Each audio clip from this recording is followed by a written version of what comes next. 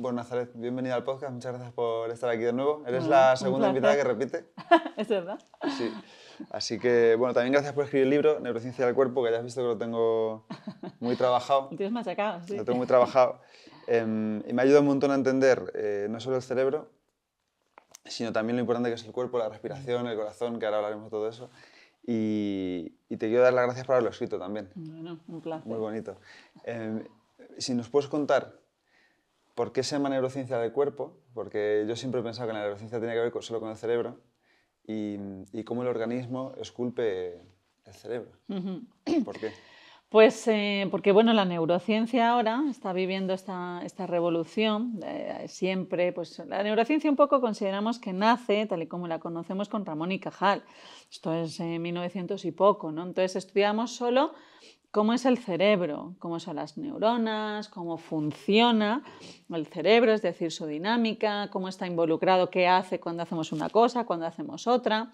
Entonces, hasta ahora, todo lo que era la conducta humana se explicaba desde el cerebro, es decir, solo mirábamos allí, algo que pues muchas veces decíamos así medio en broma, pero más en serio que en broma, en el laboratorio, o cuando venía alguien decíamos, no, si solo nos vale de cuello hacia arriba, el resto podríamos cortarlo, ¿verdad? Porque pensamos que ubicábamos al ser humano en la cabeza, ¿no? Ahí, esa era la parte importante. Entonces, desde hace unos 10 años aproximadamente, ya la neurociencia empezó a ver que el resto de los órganos influían en la dinámica neuronal. Es decir, no solo como se veía antes que el cerebro influye en los órganos, sino que los órganos influyen en el cerebro. Por tanto, lo que estuviera sucediendo en los órganos iba a influir en lo que pasaba en el cerebro y, por tanto, en nuestra conducta, ¿no? Entonces, bueno, se llama cómo el organismo esculpe al cerebro porque es como un guiño a Ramón y Cajal, ¿no? Que él decía que todos podemos ser escultores de nuestro cerebro si nos lo proponemos. Y yo lo que creo, ¿no? La nueva visión de la neurociencia es que todos podemos ser escultores de nuestro cuerpo si nos lo proponemos. Yo creo que ahora extendemos un poquito más lo que hizo Cajal y ya pues pasamos al cuerpo entero y no solo al cerebro. Qué bueno. Eso es lo que has dicho de arriba abajo y de abajo arriba, es esto que dice, yo leo mucho a Andrew Haberman, y él siempre habla de top-down y Sí, bottom-up. Es exactamente, lo mismo. exactamente, ¿Y exactamente. eso cómo es? Exactamente. Entonces él, por ejemplo, que lo representa, porque además él está allí, ¿no? En San En Francisco, Stanford, ¿no? En creo. Stanford Me estaba, parece que ¿no? sí.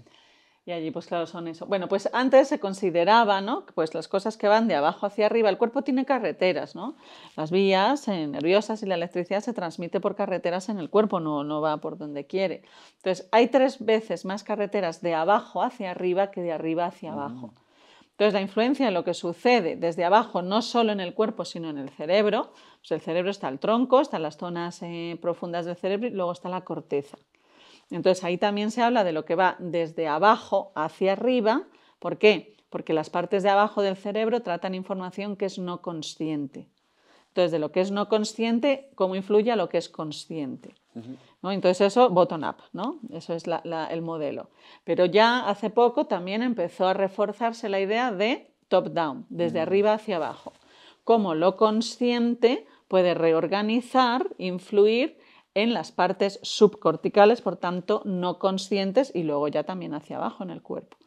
Entonces, esto de bottom-up y top-down es al fin y al cabo un baile entre lo consciente y lo no consciente, ¿no? Y por eso es tan importante, ¿no? Cómo a través de un acto consciente, de un replanteamiento, de una reflexión, puedo influir hacia abajo en cosas a las que yo no podría acceder, ¿no? Ese top-down tiene más que ver con con la razón, a lo mejor, o la corteza prefrontal y demás. Exactamente, con todo lo que sea corteza, ¿Vale? ¿no? Y es sobre todo pues con algo que para mí sea consciente, ¿no? Porque, bueno, algo que yo creo que genera mucha confusión es que parece que todo lo que vivimos es consciente, pero no siempre estamos siendo conscientes, no siempre estamos en ese momento de estar en ese presente, la conciencia está involucrada al presente, ¿no? Entonces no siempre estamos ahí, hacemos muchas cosas de una forma pues casi no consciente, que no es inconsciente, ¿vale? Sino yo puedo estar despierta haciendo mis cosas, haciendo una cosa u otra, eso no significa que lo esté haciendo de forma consciente, ¿no?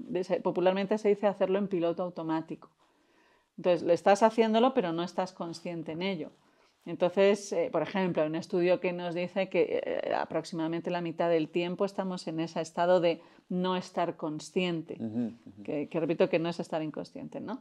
Entonces, fíjate, no siempre todo lo que hacemos es ahí. Entonces, trabajar más, darle más campo a esa parte consciente, pues tiene muchos beneficios, no solo a nivel biológico, ¿no? Sino de bienestar, por ejemplo. El 47% creo que es Muy bien. del tiempo despiertos. Exactamente, el 47% del tiempo Me que estamos parece poco. despiertos. Yo creo que diría el 80%. Bueno, esto y el fin de semana puede llegar al 75%, efectivamente. Efectivamente. O sea que el trabajo, quieras que no, regula un poco, es un input, ¿no? Que ordena. Fíjate, pero eso a mí siempre me ha sorprendido y creo que es una cosa sobre la que deberíamos reflexionar mucho más, ¿no? Hay varios estudios que han visto que cuando dejas a una persona completamente a la deriva, es decir, que sea dueña de su propio tiempo, ¿vale? Se deprime, no sabe organizarse, entra pues, en estados de gran ansiedad, se empiezan a generar síntomas que pueden ser predepresivos, es decir, no sabemos qué hacer con nosotros mismos, ¿no? O sea, que dices, trabajo 8 horas al día, estamos todo el día trabajando, no tengo tiempo. Es que a lo mejor usted no sabría qué hacer con su tiempo. Claro. Y esto se han hecho diferentes estudios, ¿no? En diferentes poblaciones, con experimentos. Venga, durante 6 meses usted no va a trabajar, no tiene por qué, le vamos a ayudar a mantenerse, ¿no? ¿Sabe usted qué hacer? Pues muy pocas personas. Y entonces, ¿esto por qué representa, por qué es motivo de estudio? Bueno, para mí ya es interesantísimo, ¿no? Que no sepamos, ¿no? Pero luego hay otra cosa y es qué pasa con las personas cuando se jubilan, ¿no? Entonces, ¿por qué era importante? Esto nosotros lo estudiábamos cuando yo estaba en el proyecto Alzheimer, porque el onset de Alzheimer, cuando pues, hay mayor probabilidad de que empiecen a aparecer los síntomas, pues coincide con unos años posteriores a la jubilación, que suele estar en torno a los 65, por ahí, ¿no? Entonces, a partir de ahí, cuidado con cómo estemos orientando, guiando a nuestro cuerpo, porque esa deriva puede influir en la aceleración de ciertas enfermedades neurodegenerativas, si es que la vamos a tener, ¿no? O en depresiones, ¿no? Entonces, esto a mí me parece muy curioso, ¿no? Que no sepamos ser dueños de nuestro propio tiempo, habitar el tiempo, ¿no? ¿No te parece muy bonito eso de habitar el tiempo? Sí, de hecho ya lo decía Pascal hace mucho tiempo y hace poco puse en Twitter, era un recordatorio para mí, lo que pasa es que no lo expliqué bien, pero dije, practica más el silencio, haz menos cosas, tal, y un montón de respuestas que recibí me decían, sí, hombre, una me dijo literalmente, y me tiro por un barranco. ¿Lo ves? Y la gente me decía, pero ¿y entonces va a surgirme la ansiedad, yo no puedo estar conmigo mismo? Y digo, joder, no, es ni así. 10 minutos. Pero por lo menos está bien que lo reconozcan. Ya. Es así, completamente. Bueno, y estos se han hecho estudios. Bueno, el famoso estudio de Harvard, donde se ponían unas personas allí en la sala, en Harvard, y se les pedía que estuviesen un tiempo solo intentando gobernar a dónde iban sus pensamientos o estar consigo mismo. Entonces se les daba 1 hora. Puedes estar 1 minuto o puedes estar 1 hora. O sea, no, es completamente libre. Y el tiempo medio fue 6 minutos y la experiencia fue desagradable. Entonces ahora a mí eso, por ejemplo, me llama mucho la atención ahí, la importancia que tiene la educación, ¿no? O lo que le hacemos a los niños, ¿no? Antes hablábamos de algo que a mí me parece que es muy importante y que yo lo observo mucho en restaurantes o por ahí. Llegas a un restaurante y lo he visto muchas veces, ¿no? Y en amigos, y cogen y le ponen al niño el móvil, ¿no? ¿Por qué? Pues claro, apagas al niño, te deja de molestar, se está quieto, come todo lo que le digas, pero aparte de ese acto que a mí, sinceramente, me parece un poco egoísta, ¿no? De decir, para que no me moleste, ¿qué le estás haciendo a tu hijo? Ya. Tu hijo ya le estás enseñando a que no sabe estar sin un estímulo exterior que le guíe. O sea, cojo y deposito mi mente en ese móvil. Me parece, ¿no?, que en las nuevas generaciones, con todo esto que estamos haciendo de tanta estimulación a ese nivel, estamos haciendo personas que sean, como decía Jane Jones, ¿no? Fulanito que vivía a ciertos kilómetros de sí mismo, ¿no? Estamos haciendo seres que estar con su mente va a ser catastrófico, ¿no? O sea, ya el móvil, que se calle. Y lo he visto mucho, lo he visto muchas veces, ¿no? O siempre hay una tele ahí puesta, ¿no? O sea, no dejemos a la deriva nada. Ya, ahí, ¿dónde aparco mi mente, ¿no? Entonces, si ya para todo, para el ser humano, ese es un problema que arrastramos de siempre, ¿no? Porque mira lo que dice el Buda, los griegos, es que seguimos igual, a mí me parece una vigencia tremenda, ¿no? Pero claro, si ya encima tenemos dispositivos que a lo mejor nos ayudan un poco, pues esto sí que me parece que es hacerle un poquito de daño, creo yo. Y que están hechos justamente para quitarte aquello que necesitas para no usarlos, que es la atención. Exactamente, exactamente. O sea, están hechos para robártela. Exactamente, por eso yo digo y mantengo que el ser del futuro, el que tenga control sobre su atención o capacidad de concentración, se come a la humanidad, porque va a ser pues, algo absolutamente exclusivo, yo creo. Por lo que yo diría, ¿no? Como tal y como van las cosas. También es verdad que el ser humano tiene una capacidad de adaptación tremenda, ¿no? Y para nosotros a lo mejor la tecnología es como algo, pues eso, muy, muy exótico porque no la hemos tenido y entonces nos ponemos en el papel de que es el diablo y a lo mejor no, y a lo mejor se van a saber sacarle el provecho, ¿no? O sea, también hay esa parte de confianza, pero también hay que saber ponerse en ese peligro, ¿no? Para intentar a lo mejor desviar un poco el rumbo. Sí, me acuerdo que hace poco comentábamos en el Club de Lectura que Sócrates ya decía hace 2500 años que las generaciones que venían eran un desastre, que iban a ser... ¡Ah, sí! O sea, que es lo de siempre, ¿no? Sí, toda la generación piensa que la que viene es peor que la suya, que son mucho más flojos, que son mucho menos preparados. ¡Ah, qué bueno! Me encanta eso. Ah, bueno, pues eso también yo creo que es una llamada de atención a los que somos, ¿no? Decir, cuidado con lo que les estás ya sesgando. Eso es. Ah, pues eso es muy interesante. O sea, yo creo que tenemos que anticiparnos a los peligros que a lo mejor sí que vemos, porque es verdad que a lo mejor esas nuevas generaciones han ido adaptando, ¿no? Y pues como alguien ha previsto lo que iba a suceder, lo han cambiado. Yo creo que sí que hay que ver un poco eso, ¿no? Pero es verdad que también esa confianza tremenda, ¿no? En que el ser humano va a saber, ¿no? Sacar a su provecho. Seguramente. Muy bonito, ¿no? Como decías antes, ¿no? Que me encanta esa frase sobre la inteligencia artificial, ¿no? Que decías, la inteligencia artificial tiene la inteligencia de la persona que lo use. Exactamente. A mí eso me parece tremendo. Exactamente. Me parece tremendo, sí. Quería hablar contigo de la percepción, que los estoicos hablan mucho, y bueno, los budistas también, que gran parte del sufrimiento que tenemos, y de esto que estamos hablando también ahora, viene de cómo percibimos las cosas y qué nos decimos sobre ello. Y voy a rescatar una frase del libro, que tengo aquí porque no quiero decirla mal. Dices, la percepción es una trinidad del ayer, el hoy y el mañana. Es decir, memorias, presente y expectativas. Y yo creo que la gente siempre sufrimos por memorias o por expectativas. Entonces, ¿cómo podemos entrenar la percepción? ¿Podemos aprender a ver o a percibir el mundo de una forma más objetiva y menos subjetiva, menos sesgada? Pues bueno, lo que dicen los estudios es que sufrimos más casi por la expectativa que por la memoria. En lo cual eso pues a lo mejor nos podría hacer pensar que los hechos nunca fueron en general, tan malos como nos pensábamos, ¿no? Yo creo que esa capacidad de ponerse en el futuro es nuestra fortaleza, una de las grandes fortalezas, en este caso a nivel cerebral, ¿no? Del cerebro, pero también puede ser la debilidad, ¿no? Como suele ir un poco en paralelo. Pues el hecho de ponerte en un futuro hipotético que no sucede, el hecho de trasladarte a un lugar donde no estás, ¿no? A mí eso me parece una capacidad, una virtud increíble, ¿no? Y fíjate lo que eso ha supuesto. Pues si hago esto con esto, va a suceder aquello, ¿no? Y fíjate lo que se ha diseñado desde la agricultura, ¿no? Pero también puede anticiparse, ¿no? Ante situaciones y pues en esa anticipación nos proyectamos también emocionalmente, ¿no? Entonces pues ahí vienen las preocupaciones, que no son ocupaciones, que repito que me parece una fortaleza tremenda. Pero es verdad, ¿no? Que cuando las expectativas, ¿no? Uno de los estudios que a mí me parece tremendo, ¿no? Muy interesante, es que nos dice que en esas expectativas solemos imaginarnos futuros en los que quedamos mejor de lo que luego sucede, ¿no? O sea, que se trabaja también con esa decepción de uno mismo, ¿no?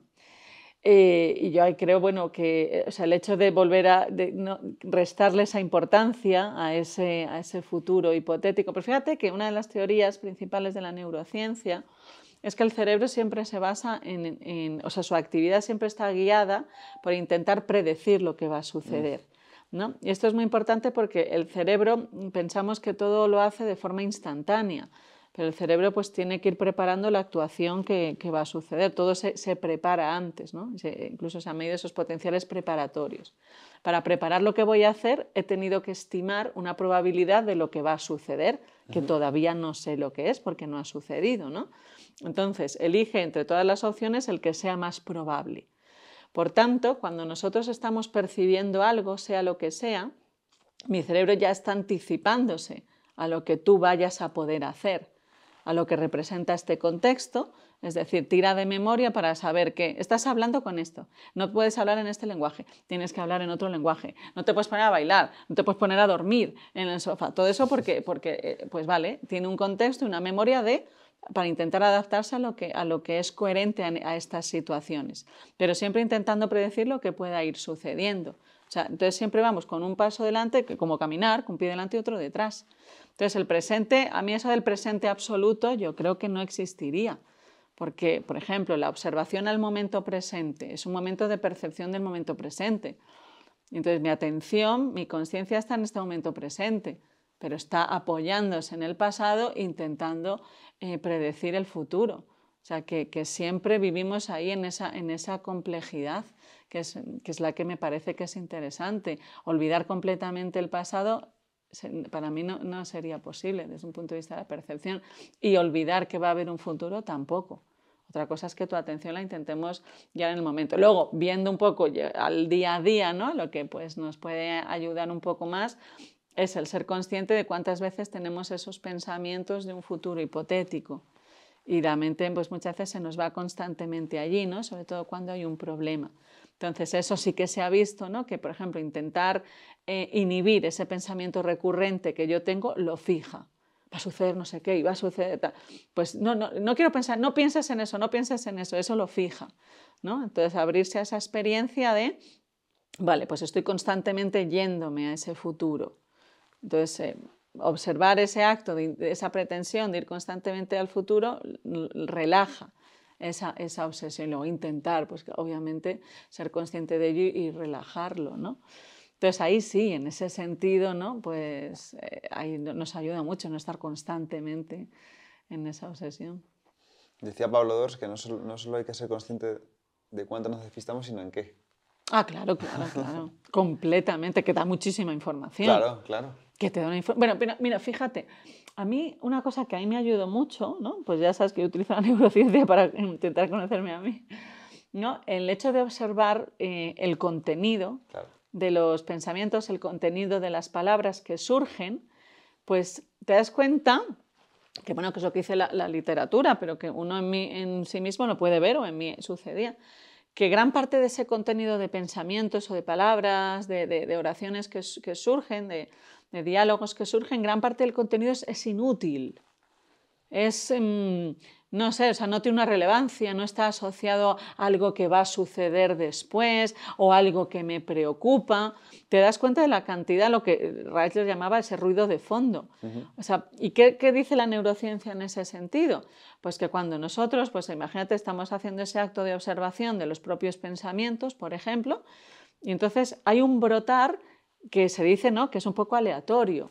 O sea, hay una gran activación ahí en el cerebro, todas esas estructuras siguen trabajando, hay una gran activación eléctrica y entonces no se produce un procesamiento de la información, no es un movimiento que sea ordenado. Por ejemplo, imagínate que me preocupase, yo qué sé, mi hija tiene no sé qué problema. Entonces dices, vale, me viene eso constantemente.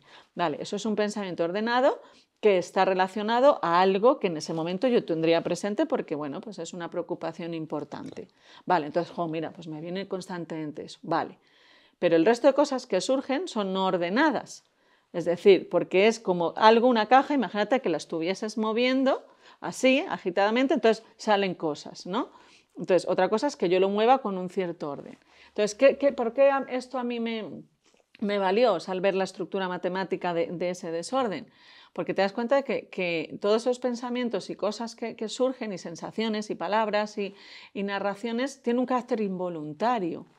Das cuenta de la naturaleza a veces, ¿no?, aleatoria de la propia mente, ¿no? Y te hace ponerte en esa visión que a mí me parece que debiera ser siempre acompañada con humildad, de simplemente observar aquello que va brotando, ¿no?, como un volcán, ¿no? Que van saliendo una cosa por aquí u otra. Y eso te hace sentir como menos responsable de que todo lo que va surgiendo es un acto que sea consciente o que has elaborado tú como persona racional. Te pone en ese lugar de observación de algo que no tienes por qué entender. Porque vete tú a saber. Nosotros decimos que eso es desordenado y aleatorio, pero vete tú a saber si ahí abajo hay un orden. Pero no lo entiendes, ¿no? Entonces te desapega un poco de tu propio pensamiento también, ¿no? O sea, es como una observación que te invita a la ecuanimidad. ¿Y por qué ha salido esto de repente, no? Entonces, porque muchas veces yo creo que intentamos como autoexplicarnos todo lo que sucede. Y esto a mí me parece a veces que es casi paranoico, ¿no? Entonces me he acordado, me ha venido no sé qué, entonces esto es porque tal y cual. No, mira, vete tú a saber. Entonces abandona un poco el querer explicarlo todo, ¿no? Entonces a mí estos aspectos aleatorios del cerebro me encantan, porque invitan a eso, a decir, mira, no vamos a analizar todo, porque vete tú a saber ahí por qué me he acordado de un armario ahora, vete tú a saber, ¿no? Por ejemplo, ¿no? Ahora he dicho eso, palabra armario, ¿por qué ha salido armario y no mesa? Pues vete tú a saber. Entonces, si intentamos explicar todo, a mí me parece que en la psicología abandonamos el misterio, ¿no? Y para entender la mente humana creo que es un poco misteriosa. Lo que pasa es que hay que renunciar a la idea de... Bueno, para empezar, yo creo que tendemos a identificarnos mucho con eso. Exactamente, Es decir, yo estoy exactamente. pensando en algo y soy así, ¿no? Exactamente. Entonces es un poco renunciar a la idea, al final entender un poco que la identidad no es exactamente lo que tú estás pensando automáticamente, porque solemos relacionar nuestra identidad con lo que pensamos, y lo que pensamos no está bajo nuestro control, o sea, sale solo. Exactamente, el control que hablan mucho los estoicos. Exactamente. Entonces eso habla de la sobreidentificación que tenemos con los pensamientos principalmente, no tanto con las sensaciones del cuerpo. Esto sí que fíjate, ¿no? Que decimos, me duele la pierna, se me ha roto la pierna, nadie se autoculpa, ¿no? De por qué, bueno, si te has machacado tal, pero o me duele la tripa, o tengo no sé qué, nadie en general nos autoculpamos de aquello, no lo asociamos como personal. Sí, fíjate qué habré hecho, ¿no? ¿Qué trauma tengo que me duele la rodilla? Bueno, yo creo que el cuerpo manifiesta muchas cosas, ¿no? De la vida, pero no solemos hacer esa identificación, ¿no? Pero si un día tengo un día un poco mal, ya empieza, ¿y por qué? ¿Y por qué no sé qué tal? Pero si un día te duele la rodilla, no empieza a ver, ¿será que es que no sé qué? ¿Será que tengo un trauma? ¿Qué tal? Entonces, el intentar explicar todo, a mí me parece que es un poco neurótico. Totalmente. Y la meditación enseña a eso, justo, ¿no? A observar los pensamientos y decir, bueno, esto está aquí. Exacto. Yo vuelvo a centrarme en la respiración, ¿no? El otro día leía, no sé quién, un autor, no me acuerdo el nombre, un escritor español, y dijo, esto es como sentarse en el balcón a ver pasar a la gente, ¿no? Pues tú te sientas a ver. Ahora, otra cosa es que te sientes y mira, esto que fea, esto que no sé qué. Eso, Qué bueno. Eso es otra cosa, ¿no? Bueno. Pero voy a observar. Entonces, si nos convirtiéramos en ese... Porque fíjate que esa observación, ¿no? De ese sentarse al balcón de uno mismo, pues mira lo que ha salido. Y ya está, no, me ha salido esto porque tal y cual, ¿no?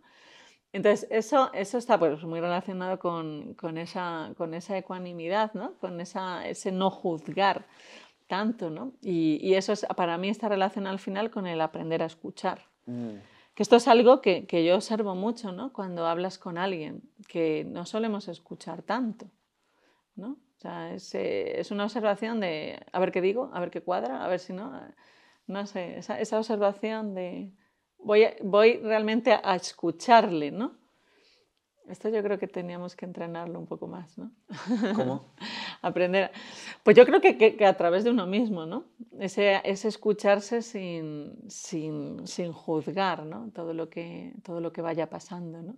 Entonces por eso yo creo tanto que esa observación a través de las sensaciones del cuerpo nos ayuda, porque es más fácil observar el cuerpo sin juzgarlo que observar la mente sin juzgarla, ¿no? Entonces yo voy haciendo un escáner de mi propio cuerpo y tengo una sensación aquí u otra y la puedo observar. Ahora, como venga un pensamiento frente a otro, ya empiezo a sacar la vara de medir, ¿no? Entonces yo creo que el cuerpo como entrenamiento es mucho más fácil. Y bueno, hay varios artículos científicos, ¿no? Que te dicen la meditación empieza en el cuerpo. Es más fácil empezar observando las sensaciones del cuerpo que lo mental. O sea, uno empieza observando... Pues mira, yo ahora noto que se me está durmiendo un poco el pie. Por ejemplo, eso, solamente. Sin juicio, no es bueno ni es malo, simplemente lo noto esto. Exactamente. O sea, tú no lo juegas y lo que valorarás es, pues si me tengo que poner de pie, me puedo caer, ¿no? Mira, una vez un instructor de meditación que se le durmió el pie y entonces se levantó algo y se cayó encima de la gente y tal. Y entonces, bueno, pues aquello fue como una lucha entre, pues yo creo que ahí pues tenías que reírte o lo que sea, él mismo se rió, ¿no? Pero dice, mira, él no ha estimado en ese momento que había observado que su pie se había dormido y se ha levantado. Entonces ha caído y se cayó encima de la gente que estaba ahí con los ojos cerrados y se cayó encima, ¿no? Entonces, pues no hace falta, quiero decir, la meditación también te ayuda a ser moderado, ¿no? De decir, pues aquí sí, en este momento, pues vale, observo y pues eso, de lo que pasa, lo que no, me anticipo, pues no, eso no, pues no pasa nada. Y sí, para mí sí, observar las sensaciones del cuerpo, ¿no? Ayuda mucho a mí, en mi juicio. Pues me alegro mucho que lo hayas sacado, porque iba a ser la siguiente pregunta. Tengo aquí un poco, he seguido un poco el orden de tu libro, porque Claro. te quiero preguntar tantas cosas. Siempre de abajo hacia arriba. Claro. Y la idea era cuando hablas de la postura, dices, cuanta más conciencia tengamos del cuerpo, mejor podremos adelantarnos a nuestra emoción, que es más lenta. Si estás discutiendo con alguien, no explotas inmediatamente, sino que se va fraguando el enfado. Por lo tanto, puedo abortar. Por eso la conciencia corporal puede ser una joya. Que es lo mismo que decía Séneca cuando veíamos el tema de la ira. Decía que primero había que prestar atención a las sensaciones del cuerpo. Mira. Entonces, ¿la conciencia corporal nos ayuda a gestionar mejor las emociones, nuestras respuestas a los eventos externos? Completamente, completamente, ¿no? Siempre digo, mira, la ciencia va redescubriendo, ¿no? Yo creo que todas las tradiciones, ¿no? Hemos ido redescubriendo al otro. Bueno, esto es una de las hipótesis más famosas de la neurociencia. Antonio Damasio pasará a la historia por muchas cosas y entre otras fue pionera por el marcador somático.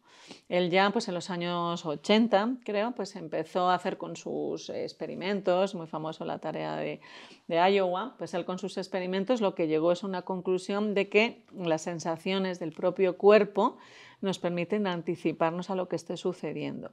La base neuronal de ella es que, como hemos dicho, en el cerebro todo se prepara. Nada es instantáneo, ¿no? Y entonces, por ejemplo, si yo me pongo, de repente sucede algo, la niña te pinta la pared, ¿no? Que siempre utilizamos a los niños como ejemplo, ¿no? Porque yo creo que los niños son un gran amplificador de lo que hay dentro, ¿no? Si ahora tú coges y te pintas la pared, yo, Pepe, no me pintes la pared, pues lo hace la niña, me saldrá algo, ¿no? Entonces yo creo que los hijos son ese gran espejo que llega en mitad de la vida para decir, oye, que te mires un poco, ¿no? Y sin filtros, ¿no? Entonces, bueno, imagínate, pues eso, pasa eso y entonces, eso que parece instantáneo, que a lo mejor llega, no pintes la pared, ¿no? Que podríamos reaccionar todos así, aunque nos parezca instantáneo porque ha sido muy rápido, eso se ha preparado, ¿no? Y lo mismo pues con cualquier otra cosa. Entonces, si yo tengo conciencia de mi cuerpo, o sea, en esa preparación de cualquier reacción, el cuerpo primero nota lo que se está preparando. Cuando ya se ha hecho consciente, ha pasado un tiempo. ¿Vale? Cuando yo ejecuto esa reacción, antes lo ha tenido que preparar. En ese tiempo que tarda en prepararlo, si yo no tengo forma de acceder a lo que se está preparando de forma no consciente. La única forma que yo tengo de acceder a lo que se está preparando de forma que es no consciente es a través del cuerpo. Es el único chivato que me permite decir lo que está sucediendo, lo que se está preparando. Si yo tengo conciencia, puedo ya reconocer en mi cuerpo algo que se va a preparar. A lo mejor ese grito es demasiado rápido, pero lo que sea, cualquier emoción más compleja. Entonces, ¿qué es lo que dice Damasio? Pues tener conciencia corporal nos ayuda a tomar mejores decisiones, ¿no? Yo digo, no porque el cuerpo te diga dónde tienes que ir, sino porque te dice dónde estás. Oye, que se está preparando esto. Ahora, esto se le comunica a la parte consciente, elige tú o no. Entonces, lo que demuestra la Universidad de Berlín es que durante ese tiempo en el que se está preparando, tenemos un tiempo para abortarlo. Pero ¿cómo voy a abortar algo yo que no sé que se está preparando? Yo lo puedo abortar si sé que eso se está preparando, ¿no? Si no, yo no puedo hacer nada, será una caja negra para mí. Entonces, hasta ahora el cuerpo para nosotros es eso, una caja negra. De repente sale algo. Pero bueno, entonces yo no puedo saber lo que se está preparando ahí dentro. Pues sí, lo podemos saber a través del cuerpo. Entonces, no es que de repente yo diga, pues no total, entonces no. Es que el propio cuerpo reconozca sus propias sensaciones. Y entonces ya, pues sabes que si quieres hacer una cosa u otra, él lo aborte. Entonces, Berlín estimó que tenemos pues eso, hasta 250 milisegundos antes de que salga la reacción. Imagínate, lo comparaban ellos a un avión, ¿no? Los potenciales preparatorios van ascendiendo. Esto es actividad eléctrica, ¿vale? Que se mide. Entonces va ascendiendo. Esto es como el avión, ¿no? El avión acelera. Sabes que cuando un avión alcanza una cierta velocidad tiene que despegar, no puede frenar, ¿vale? Pues entonces, puede frenar hasta que alcance una cierta velocidad. Entonces, pasa algo, frena. Ahora, si ya ha cogido los 300 y pico kilómetros, tiene que salir. Pues entonces ellos estimaron el momento en el cual ya no puedes abortarlo. Y es cuando ha alcanzado una pendiente donde te quedan 250 milisegundos para que se ejecute, para que el avión despegue. Imagínate, ¿vale? Entonces acelera, acelera, acelera y dice, a partir de aquí ya le quedan 250 milisegundos para despegar. A partir de aquí ya no puedes abortarlo. Pero tienes todo este tiempo, ¿no? Y esto es lo que ellos midieron. Cómo personas podían lograr abortar algo que no había sido consciente. Es que fíjate, esto lo hace Heinz, que es un investigador, un catedrático de Berlín, que es uno de los mayores, más prestigiosos, más reconocido científico en la toma de decisiones consciente y no consciente. ¿Vale? Entonces, ¿cómo se toman las decisiones? Que una decisión es también que actúe, que pegue un grito o que no, no es solo decido esto o lo otro, ¿no? Entonces, ellos, pues eso, estiman y dicen, bueno, si usted sabe entrenar bien y reconoce que esto se está acelerando, pues lo puedes abortar aquí. Entonces, esto, por ejemplo, hay muchas veces que lo vemos en uno mismo cuando vas a ejecutar un movimiento y te das cuenta de que no, que el cuerpo lo hace, ¿no? Y tú ya habías decidido que no, ¿no? Entonces das media vuelta, ¿no? Pues no lo has podido abortar. Tú ya habías conscientemente incluso decidido antes que no ibas hacia allá y el cuerpo lo ha hecho, ¿no? Esto es un ejemplo que todos podemos ver. Sí. Y eso lo mismo con las emociones. Luego, cuando las emociones son muy complejas, por ejemplo, si estás discutiendo con alguien y tal, ahí tienes mucho tiempo. O sea, no es como la niña que te pinta la pared y esos son segundos. Aquí tienes mucho tiempo, estás discutiendo con alguien y tal. ¿Cómo estoy reaccionando? ¿Qué me estoy poniendo? En cualquier situación. Estoy poniéndome eufórica, me estoy convenciendo, estoy más relajada. Es decir, que es como volver a esa autoobservación de uno, ¿no? Es como qué personaje está saliendo en mí, se está instaurando. Porque esto es otro tema que me parece fascinante, el cerebro del actor, ¿no? Al principio no pensé, bueno, me parece curioso estudiarlo, pero cuando luego empecé a estudiarlo, me parece que nos enseña cosas muy importantes, ¿no? Y es eso, como el contexto y el propio cuerpo te ayudan a instaurar en ti un personaje. Qué bueno. Entonces, yo soy muchos personajes a lo largo del día. Entonces, si el contexto me incita a ser un personaje ultracientifista y no sé qué, y esto, pues esto me va a hacer poner ese personaje en mí. Si de repente estás en un contexto no sé qué, tal, como a mí me pasa, como me muevo entre los mundos de la filosofía, espiritualidad, ciencia, ¿no? A veces veo como que me influye a que me saque más una parte de uno de otro, ¿no? Y entonces, pues claro, eso hace que mi cerebro busque unas cosas frente a otras. O sea, no soy siempre la misma, ¿no? Que esto a mí me encanta, ¿no? No hay naza, hay nazas. Claro. Y todos somos muchas cosas en uno, ¿no? Según te lleve. Entonces eso lo ves en tu propio cuerpo también, ¿no? Entonces para mí hago mucho eso de vez en cuando te vas ahí un poco, ¿no? De la conversación y ¿qué me está saliendo, ¿no? ¿Qué naza está saliendo ahora, ¿no? Eso requiere una atención casi constante en uno mismo. Bueno, claro, es que... Si estás a la conversación, a lo mejor no estás a lo que está saliendo. Bueno, yo creo que mira, hay un investigador, Kandel, ¿no? Que fue Nobel de Medicina, uno de los grandes padres de la medicina moderna, ¿no? Que decía, es un constante saltar entre islas. Y yo creo que es eso, tenemos que estar constante, pues sí, voy y vuelvo a mí, y vengo a mí y estoy percibiendo porque podemos hacerlo, tenemos esa capacidad, ¿no? Pues si te metes mucho en ese personaje te estás olvidando de ti y a lo mejor no puedes ya corregir muchos rumbos. Me gusta mucho que Séneca decía que igual que los soldados se preparan en tiempos de paz para la guerra,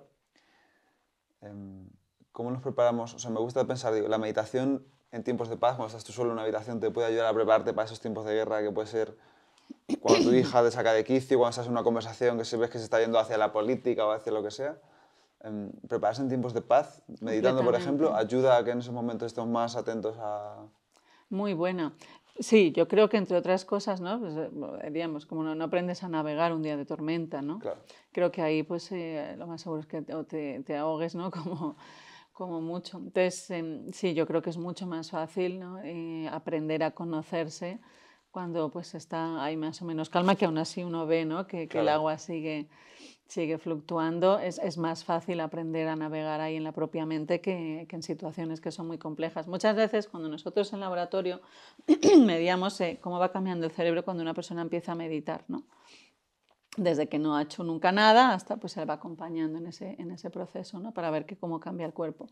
Y muchas personas que empiezan a meditar empiezan pues porque en ese momento tienen una situación que es difícil y o que les está costando, ¿no? Poder mantener ahí pues a lo mejor cierta paz, ¿no?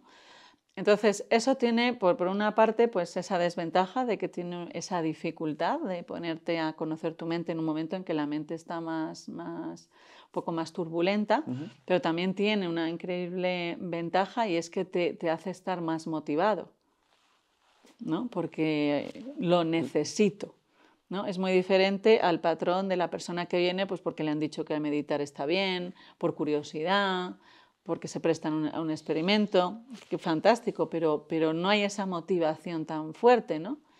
Entonces, es verdad que es mucho más difícil, pero también es verdad que tienes muchos más recursos, porque para mí yo creo que el principal obstáculo de la práctica regular de la meditación es la constancia. Claro. Entonces, la constancia para mí pues, se apoya, su bastón principal es la motivación, ¿no? Pues lo tengo que hacer. Es muy diferente a, pues oye, me han dicho que está bien, ¿no? Entonces ahí es donde ves, pues eso, mucha más regularidad, mucho más compromiso en esa persona porque realmente estás viendo. O, por ejemplo, ¿no? El caso, ¿no? En donde hemos visto que resulta como más fácil es cuando vienen de una situación complicada.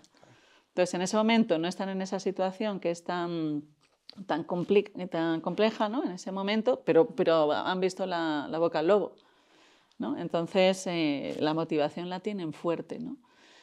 Entonces, para mí eso es algo que debiera acompañarnos siempre, ¿no? Pero no solo en la meditación, sino en todo. ¿Por qué hago esto? ¿Qué quiero hacer? ¿No? O sea, el recordarte que memento mori, ¿no? El recordarte, oye, que esto sigue siendo la escuela, que te puedes ir mañana, que tienes que seguir aprendiendo, ¿no?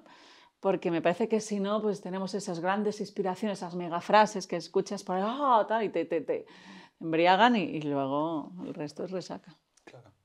Mm. Hay una aplicación que se llama 10% Happier, que es como 10% más feliz, que es de meditación. Y pues aquí llevan a grandes expertos, a Sharon Salzberg, Jack Confield, no sé cómo se llama, un chico de un bigote. Bueno, llevan gente muy buena. Y la semana pasada hice un curso de 10 días de felicidad del Dalai Lama con ellos. Y antes de cada meditación decían eso. Te has sentado a meditar, establece una intención, una motivación para esta Ujú, meditación. ¿Por qué estás aquí? ¿Qué ujú, quieres conseguir de la meditación? Y me parece muy importante, cada vez que te sientas, recordarte ujú. por qué estás haciendo esto.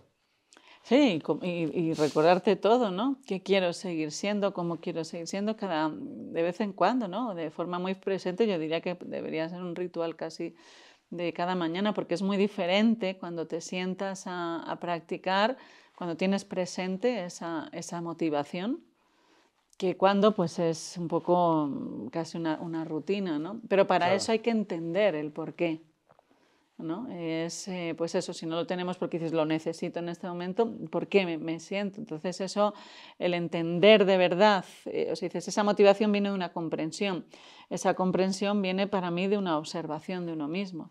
Pues porque mira, porque la atención es muy difícil de manejar, porque la atención pues va a determinar mucho todas las actuaciones. Decía William James, ¿no? Que la realidad es aquello a lo que yo presto atención, porque te ayuda a ser mejor, ¿no? Algo que yo creo que muchas veces no nos planteamos, ¿no? Mira, hay un estudio que a mí me gusta mucho, que hacen una encuesta a jóvenes, ¿no? Donde la única pregunta es ¿qué quieres ser dentro de 10 años, ¿no? Y entonces el 90 y muchísimo contestó una profesión. Y qué solo fuerte. pues un porcentaje dijo alegre, estar en calma.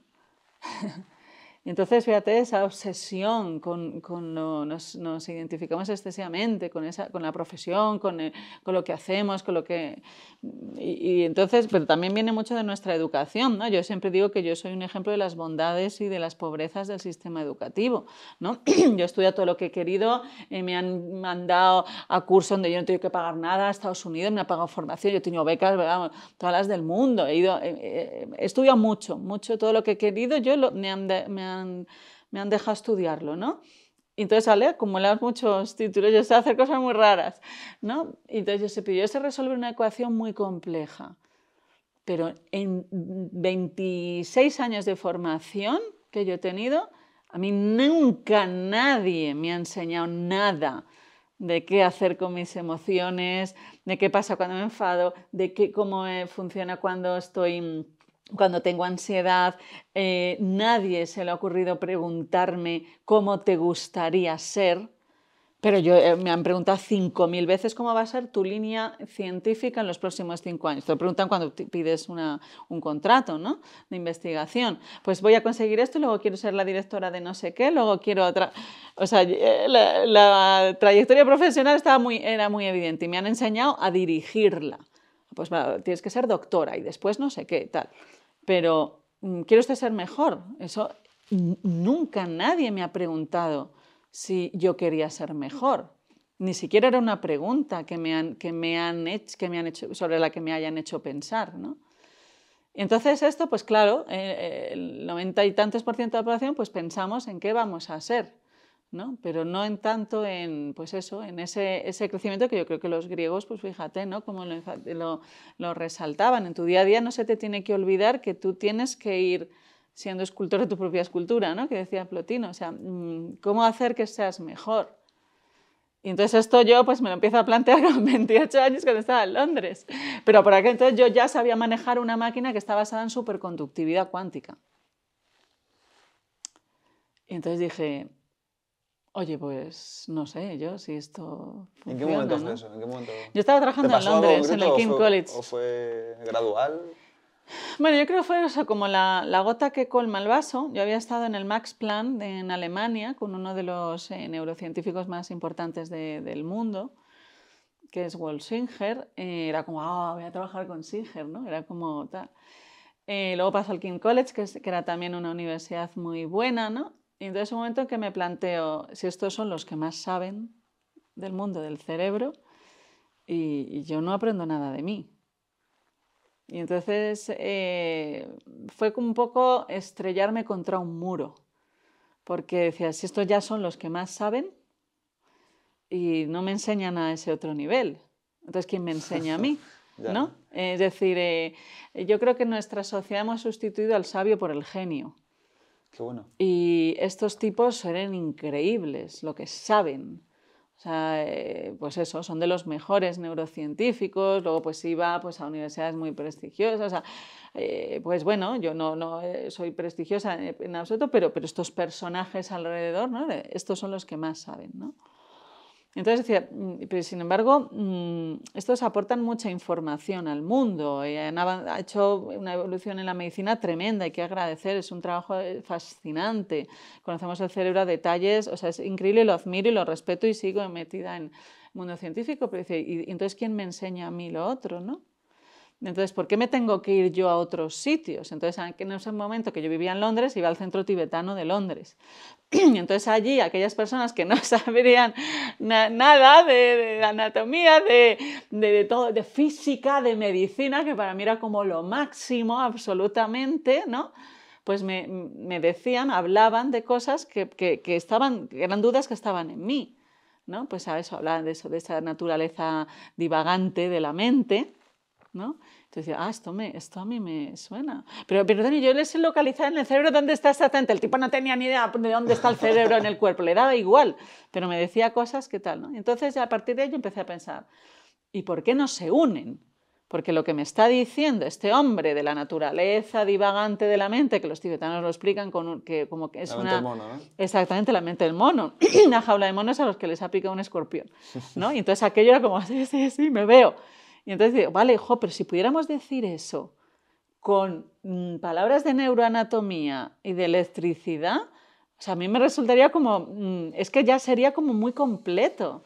O sea, me parecía fascinante, ¿no? Y podríamos llegar a mucha más gente, ¿no?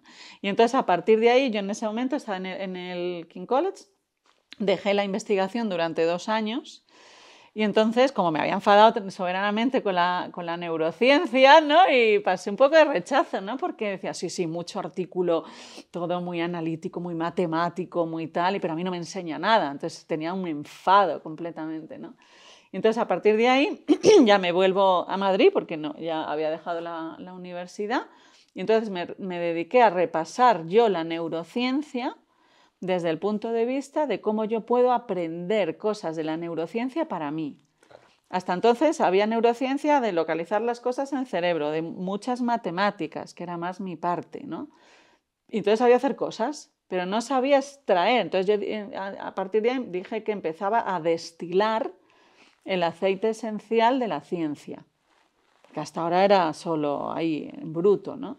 Y entonces, durante esos 2 años, que no fueron fáciles porque se me caía el mundo científico encima, que era mi pilar, pues dije, bueno, voy a empezar a ver qué me puede decir. Entonces empezaba a asociarlo pues, al budismo tibetano. Organicé encuentros entre monjes tibetanos y profesores de la universidad, con el sufismo. Mi familia es muy docta en la filosofía griega, entonces lo tenía en casa y hablaba con ellos. Pues eso, diferentes formas del budismo, la medicina judía, que me parece que es muy interesante, la visión que da de la anatomía. Entonces fui como un poco mezclándolo para intentar, porque a mí lo que me enfadaba es que el mundo científico, que era en el que yo creía y que me parece que tiene un peso enorme, no me enseñe cosas a mí. ¿No? O sea, no hable del ser humano. Y esto de verdad que me cabreaba, ¿no? O sea, ahora lo cuento desde otra perspectiva, pero en aquel momento, cuando yo hablaba con el que era mi jefe, no, hombre, no, pero vuelve al laboratorio. No vale para nada. Tal. O sea, tenía un cabreo soberano. Y entonces, a partir de ahí, luego a los 2 años, ya es cuando ya estoy en Madrid, conozco a Gustavo de Niracara, que tú le has entrevistado hace poquito, y entonces Gustavo tenía un centro de meditación, yo venía con mi bagaje científico y dijimos, vamos a proponerle a la Universidad Complutense que nos deje investigar la neurociencia de la meditación. Como forma de unir la neurociencia, me parece maravillosa, con el conocimiento del ser humano desde diferentes perspectivas, como el autoconocimiento, cómo extraer esa información que nos haga mejor persona. Y entonces ahí fundamos el laboratorio, empezamos ya pues, a hacer los experimentos, Entonces luego de todo aquello que yo aprendía de la neurociencia para mí, o sea, era una revisión absoluta de los textos de la neurociencia para ver qué puedo aprender yo para mí, ¿no? Pues a partir de ahí, como lo contaba y tal, pues empezó a interesar y luego ya creé los cursos de neurociencia, donde es eso, la neurociencia, tal y como dice, porque yo creo que es súper importante ser muy riguroso, sí, sí. que yo luego veo de todo y a mí esto no me gusta, ¿no? Vale, esto es lo que dicen los artículos científicos y lo interpretamos a cómo sacar ese beneficio de nosotros, pero que esté apoyado ahí, ¿no? Entonces ese ha sido un poco mi recorrido y entonces ahora ya sí que me encuentro bien, otra vez en la neurociencia. He vuelto al mismo sitio pero de diferente forma, ¿no? O sea, que fíjate que lo único que ha cambiado, sigo haciendo matemáticas todo el día, pero lo único que ha cambiado es la visión. Que fíjate qué diferente. O sea, no hago nada nuevo a lo que hacía hace 20 años, pero lo hago con otra mirada, ¿no? Y entonces ahora ya me encuentro más cómoda, claro. Me gusta mucho, Alex Rovira, él dice, aunque bueno, él dice, pero no sé quién lo decía, no sé si era Proust o decía, aunque nada cambie, si yo cambio, todo cambia. Claro. O sea, el cambiar la mirada es mucho. Y empezaste por la meditación. Sí. ¿Por qué por la meditación? ¿Y por qué? Bueno, queríamos ver pues qué pasa en el cuerpo de las personas cuando se observan a sí mismas. Es decir, poder ver desde la ciencia, poder darle ese contexto científico al hábito de estar tiempo con uno, ¿no? Entonces, bueno, como ya lo han dicho todas las tradiciones, porque no es solo budista, como tú bien sabes, ¿no? Pero que lo diga también ese contexto, el lenguaje que es más contemporáneo, más actual, que es el científico, yo creo que pues, tenía también más peso actual en este momento. O sea, un poco, al final tú sabías cómo funcionaba el cerebro, sabías un montón de cosas, pero no sabías utilizar esa información para estar más feliz o ser más en el día a día, que es como... Exactamente. O sea, sé cómo funciona una máquina perfectamente, pero no sé utilizarla para casi nada. Exactamente, exactamente. Mira, hay un chiste que contábamos siempre los matemáticos y que en mi crisis, este enfado con la ciencia, se lo contaba a los profesores muchas veces, ¿no? Es un hombre que va en un globo, entonces se pierde, ¿no? Entonces ve a alguien que va caminando por debajo y dice, perdóneme, ¿puede usted decir dónde estoy? Y le dice, está usted en un globo. Dice, ¿qué es usted científico? Así como lo sabe. Dice, porque me ha dado la respuesta exacta, pero que no me vale para nada. Pues también me parecía aquello, ¿no? O sea, somos muy precisos. Yo te calculo cosas al milímetro, al milisegundo, pero no me vale para nada. Entonces, esa parte había que cambiarla. Está usted en un globo y además está usted en el pueblo tal y cual y tiene que ir para allá. Eso hubiera estado mejor. Yo lo hubiera agradecido. Y me gusta mucho que siempre dices lo de que la ciencia no es la única fuente de conocimiento. Claro, pero hoy en día parece que sí. Claro, todo el mundo dice, no, pues es que la ciencia no dice eso. Digo, pero a lo mejor no lo dice ahora, o a lo mejor no lo dice... Exactamente. Se dice que la ciencia va avanzando de funeral en funeral, ¿no? O sea, cuando pues, hay un paradigma que se cae, nace el otro, ¿no? Y yo creo que eso es muy importante tenerlo también presente, ¿no? Que la ciencia es una disciplina que es muy joven. Pues fíjate la neurociencia, ¿no? Como nace, como la conocemos con Cajal, ¿no? Estamos hablando de 100 años, ciento poco. Y bueno, independientemente, aunque sea milenaria, ¿no? En otro sentido, yo creo que la unificación de pensamientos siempre me ha parecido un poco peligrosa. Yo creo que tiene que haber un concilio entre saberes. La ciencia para mí es una herramienta, como digo, que es quizá de las formas de conocimiento más sólidas que hay, yo creo, esta es solo mi opinión. Y creo que su fortaleza se basa también en que pues, solo habla de lo que puede medir, de lo que puede observar. Y esto, fíjate, es una fortaleza enorme, pero claro, esa la mantiene muy pegada a la tierra, al suelo. Entonces la ciencia no puede volar, porque está ahí pegada. ¿Quién vuela? Pues vuela la poesía, vuela la filosofía, vuela la contemplación. Entonces yo creo que se tiene que agarrar también en ellas y ellas en la ciencia. Claro. Pero como forma de que todos vayan un poco juntos, pero no que todos hagan lo mismo, ni que digan lo mismo, ¿no? Entonces ahora pues sí, hay un poco una asociación de que hasta que no esté el sello de científicamente probado no vale. Es verdad que yo reconozco que a mí me da como mucho peso cuando veo que hay un artículo detrás. Esto también yo lo reconozco, ¿no? Cuando dice, pues tal y tal cual, no sé qué. Pues hay un artículo que muestra que... Respiro un poco más tranquila, esto yo lo reconozco, ¿no? Porque, bueno, yo creo que tiene muchas debilidades el método científico, pero también tiene muchas fortalezas, y es verdad, ¿no? Yo, por ejemplo, cuando empezamos a analizar los primeros cerebros de los meditadores, ¿no? Y veías esos cambios, era un gozo tremendo, ¿no? Dices, mira, cambia el cerebro, ¿no? Entonces yo creo que esa parte, pues a lo mejor en este momento de la historia estamos muy ahí, en que lo ves, en que lo mides, ¿no? Y a mí me produce una satisfacción inmensa. Pero nunca, pues olvidar que hay otras formas de conocimiento que me aportan igual o más, ¿no? Y luego, pues por ejemplo, lo que yo veo, lo que a mí me vale ahora como científica es utilizar esas formas de conocimiento, bueno, utilizar está mal dicho, es aprender de esas formas de conocimiento, no solo por el interés, sino porque te puedan inspirar. Por ejemplo, nosotros que estudiamos la influencia del organismo sobre el cerebro, la primera vez que se publica la neuroanatomía de la respiración, es decir, cómo la respiración influye sobre el cerebro, es en el año 2017, en Science. Fíjate, hace 2 días. Hace 2 días. La influencia de la respiración la conocemos siglos y siglos y podríamos hablar de miles de años. Pero científicamente no se había medido. Entonces hay otra cosa que muchas veces el científico yo creo que confunde, en este caso es más el científico, que aquello que no hay un estudio no vale. No, la ausencia de prueba no es la prueba de la ausencia. Entonces, ¿por qué nadie ha medido la influencia de la respiración hasta ahora? Pues como pensábamos que no tenía influencia, nadie lo ha medido. O no, el método tal no está medido científicamente. Hacer un experimento científico cuesta mucho dinero. Te lo tienen que autorizar. ¿Vale? Y luego pues necesitas gente que sepa hacer los experimentos. Claro. Todo eso es mucho dinero. Entonces, a lo mejor el yoga se ha empezado a estudiar hace poco, la influencia que tiene sobre el cerebro el yoga, cuando alguien ha conseguido dinero, pero a lo mejor un centro de yoga no tiene 200.000 euros ni todo su interés, ni le van a permitir hacer ese estudio. Entonces hay que tener mucho cuidado con aquello que tiene prueba científica y no. El hecho de que no haya prueba científica no significa nada. Otra cosa es que la hayan hecho y salga que no. Eso ya es otra cosa que podríamos hablar, ¿no? Entonces, esto de la respiración, pues cuando nosotros empezamos a proponer hace 12 años, pues que había que medir la influencia de la respiración sobre el cerebro, la influencia del corazón sobre el cerebro, el intestino sobre el cerebro, era una locura.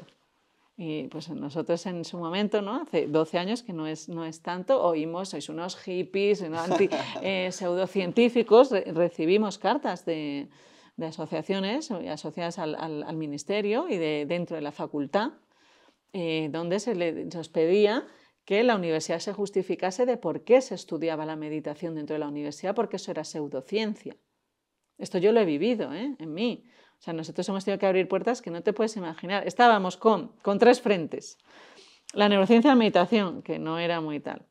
La influencia del organismo sobre el cerebro, no aceptada. Y luego el hablar de la humanidad compartida, de la amabilidad, de la bondad, del amor, como con su influencia biológica, cosa que no estaba tampoco muy bien vista. Entonces era como, a ver, ¿tú por qué frente te quieres meter? ¿Tú qué es lo que te molesta? Porque tengo mucho, te tienes para elegir. Entonces fue muy dura porque pues era pseudocientífico. Entonces, claro, para mí pseudocientífico es decir algo que no está validado. Bastaba buscar un poco y ver que Harvard ya desde 1973 tiene un departamento dedicado solo a la meditación, el Max Planck un instituto entero, que hay mucha evidencia, que se había publicado, pero sonaba como muy raro, ¿no? Entonces, en un sentido, pues claro, era también muy cerrada. También entiendo que la medicina tiene que ser muy prudente, ¿no? Y que no todo vale, y para mí también, eso es verdad, ¿no? Pero también es muy cerrado a veces el mundo espiritual con lo científico. Entonces, yo veo que al final, pues hay algo que todos somos un poquito cerrados con nuestra casa, ¿no? Claro. Entonces yo creo que no, ni uno ni otro, sino vamos a convivir, ¿no? Pero que alguien se erija como mi método es el válido y lo que no pase por el sello científico no vale, esto también me parece peligroso. Eso es una cosa que te quería preguntar porque, digo, ahora se ve, vamos a llamarlo la cara del éxito, ¿no? Entre comillas, te publicas libros, sales en la tele, te hacen entrevistas, tal, pero has estado remando contra corriente 10 años o 12 claro. años, que eso no lo ve nadie, y peleando con universidades, porque también, digo, Nazaret tendrá haters, en plan haters de la comunidad que digan que su trabajo no es válido o que su... supongo, no me llegan, al principio más, claro. Al principio mucho más, cuando empezamos a hablar de la meditación, sobre todo, ¿no? Porque era la parte, ¿no? más visible, esto despertó mucho, claro, mucha sospecha, ¿no? Entonces, y vendehumos, pues sí, era algo que había oído con frecuencia, ¿no? Yo es verdad que en el grupo en el que nosotros estábamos trabajando de la Complutense, ¿no? Bueno, yo llevaba mucho tiempo allí y pues me siento muy querida por la gente. Es verdad que en el grupo interno había algunos que les parecía un poco una chorrada lo que estábamos haciendo. Lo que sí que he oído bastantes veces, esto sí es verdad, que yo venía del proyecto Alzheimer, daño cerebral, pues eso estaba en el King's College, ¿no? Era ¿cómo dinamitas así tu carrera?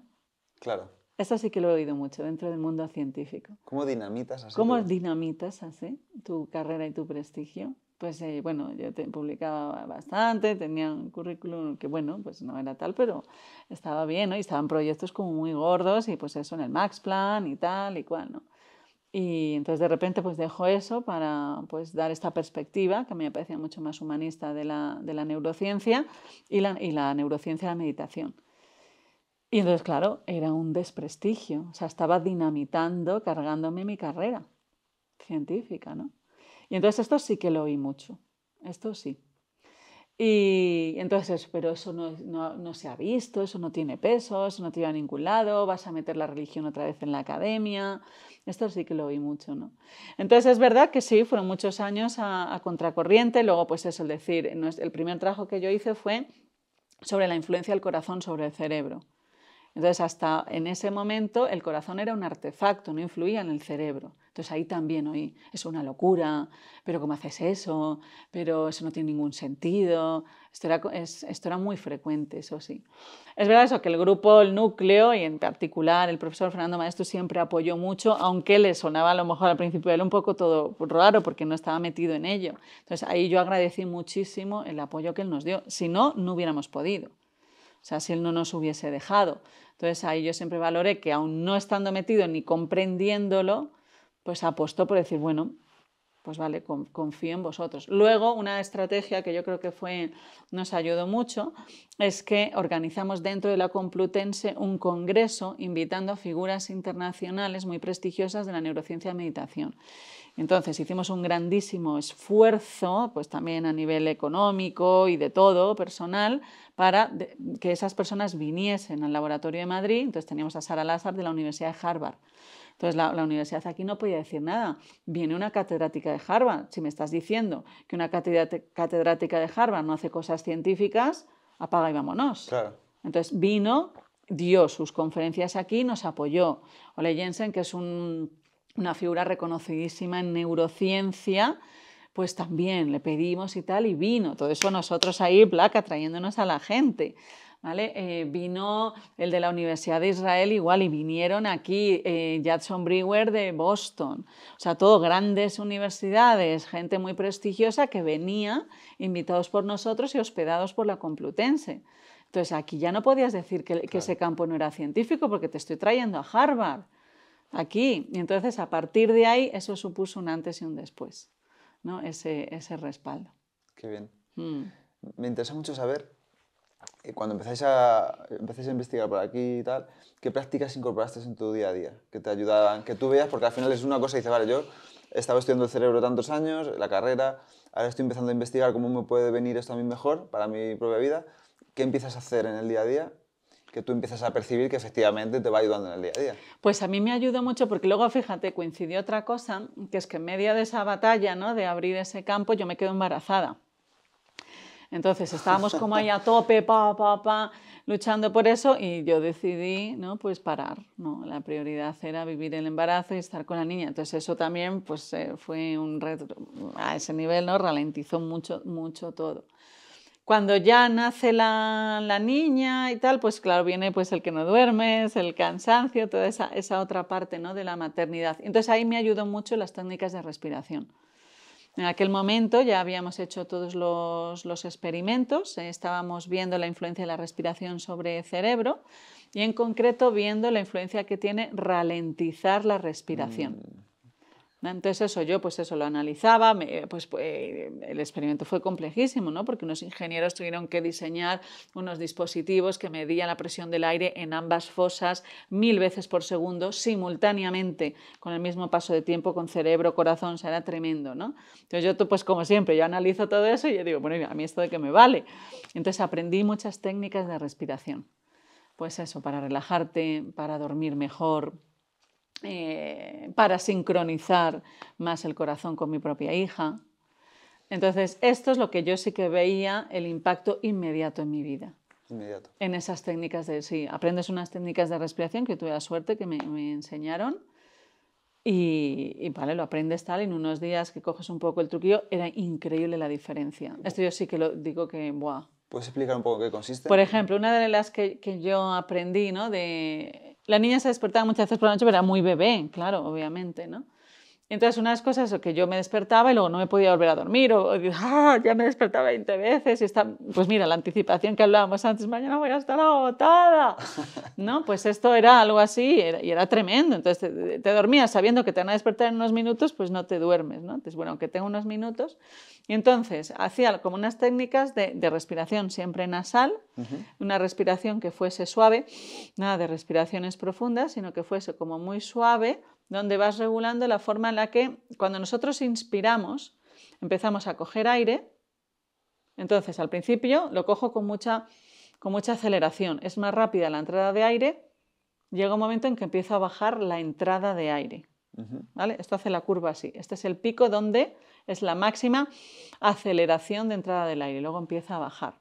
Pues eso, hacerlo mucho más suave, ser consciente de que vas acelerando y luego decelerando, ¿no?, que es observar la propia inspiración, que sea muy suave, para que no active mucho el bulbo olfativo.